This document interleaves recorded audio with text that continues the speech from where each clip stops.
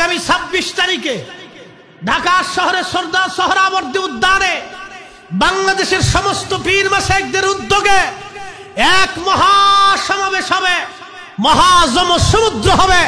ফিলিস্তিনের জন্য, বাইতুল আকসার জন্য, ফিলিস্তিনের মজলুমদের জন্য, ফিলিস্তিন ফ্রি ফিলিস্তিনের জন্য, বাইতুল আকসার জন্য এক মহাজনসমুদ্র হবে। আমি মনে করি সিলেটের জমিনের রাহবার, অসংখ্য কোটি সুন্নি জনতার রাহবার, শামসুল উলামা আল্লামা সাহেব কেবলা ফুলতুলি রাহিমাহুল্লাহের সুযোগ্য বড় আওলাদ মুফতি সাহেব হুজুর যদি হুকুম দেয়, সিলেটের জমিন থেকে এত মানুষ উপস্থিত হবে যে ঢাকার সোহরাওয়ার্দী উদ্যান ময়দানে শুধু সিলেটের মানুষ দিয়ে সয়লাভ হয়ে যাবে। কি মনে করেন হতে পারে না? বাকি দরবারগুলি থেকে যদি মানুষ আসে, ঢাকা শহরে মানুষ জায়গা দেওয়ার কোনো জায়গা থাকবে বলে আমার মনে হয় না। আল্লাহ যেন কবুল করুক, সকলে বলে না আমিন।